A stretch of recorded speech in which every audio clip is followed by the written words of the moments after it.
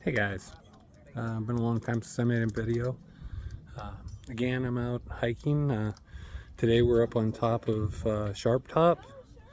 I want you to take a look at this. This building right here, this was a military outpost back in the Civil War. But there's a lot of people up here. But it's beautiful. Good. And then Alright, so, it's just, it's been a long time since I did a video and life's happened. I've gotten lazy. Had a death in the family that was very close. I felt it very hard. A lot going on in life, and we all get that way. But I've continued to walk. I've continued to try to stay in shape or get in better shape. I originally started again at 230, over 230. I'm down to about 190, and I keep my goal is probably around 180 now. And my first goal was 190, and now I'm down to 180. We're gonna push it to the next level. Took me a little bit, just under an hour to hike up here. It's 1.5 miles. It's very steep, rugged, rocky. But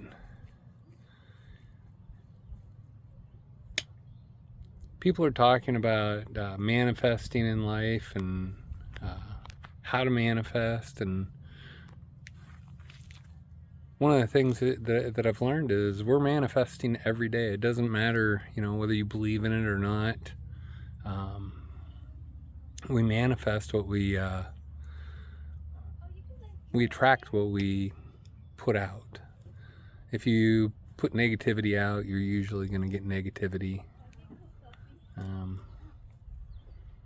It's all about love. I mean, you need to love people and be willing to reach out and help others. It's very self-centered of you to just do your thing and not help other people. A lot of people get in that mode or say, well, I don't know how to help other people. Well, be nice, love. You see somebody that's hungry, buy them some food. Don't give them money. I believe in tithing. 10% of whatever you get should go into God's work, whoever your God may be. And that can be feeding people. It can be helping somebody with cemetery or funerals, or helping family members that are trying to improve their life.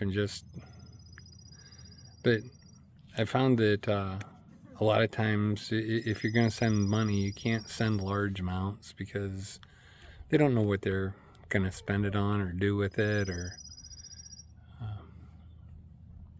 and a lot of times it ends up going the wrong direction. So I try to help with, and I don't have a lot of money to spend, but again, I try to send 10% out, and whether it be food or just help with gasoline, or if I'm at a gas pump and somebody's trying to get gas in their car and they need it, they have enough money for five, and they put $5 or $10 in. They're nice people, and they look, I'll fill their tank. There's a lot you can do. It's called just being nice and spreading love. We're into this situation where our government's trying to keep us divided. We're supposed to be one. Everybody, doesn't matter color, religion. We're all supposed to be respectful of each other. We're all supposed to love each other. Our government thrives in keeps us separated by racial and just political views. I mean, you've got the left, the right, you've got black and white, and any way they can separate us, they separate us.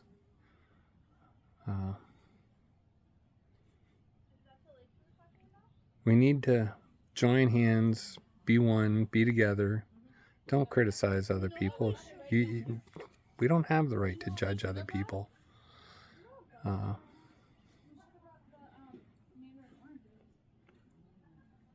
Just people are who they are because they were raised that way. And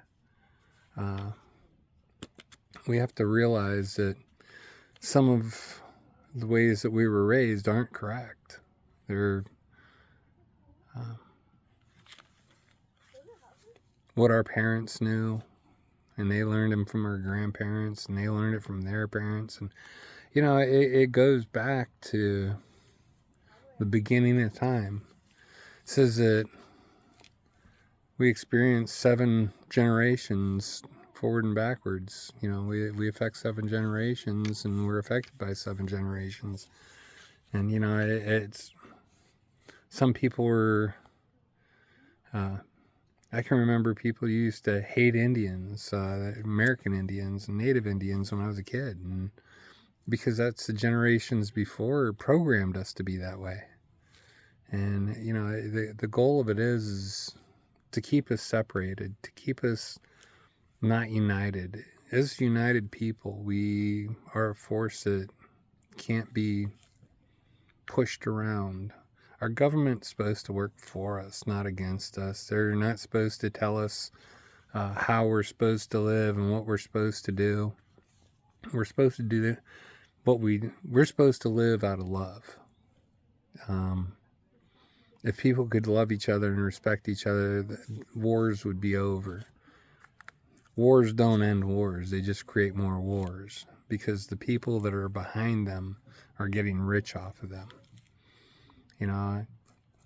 I look at how many billions of dollars have been spent, just supporting other governments in their wars. And, there are people in the White House that are getting to be billionaires on it. Our politicians are millionaires, a lot of them. And they've never done anything but been a politician. The norm is that people vote for the incumbents, the people that are already in office. Oh, they're doing all right. And you know what? If they're not, there should be term limits on everything. There's term limits on president. There should be a term limit on the House, the Senate.